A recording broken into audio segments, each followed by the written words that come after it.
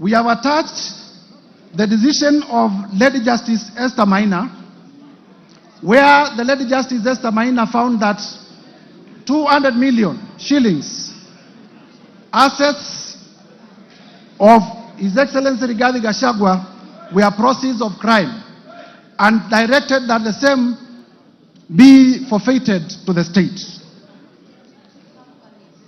In intimidating the judge, the Deputy President, in a public statement, accused the judge of corruption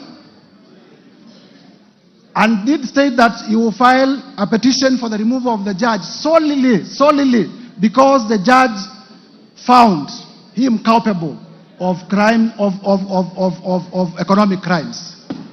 Mr. Speaker, you see, in terms of rule of law, Parliament makes laws.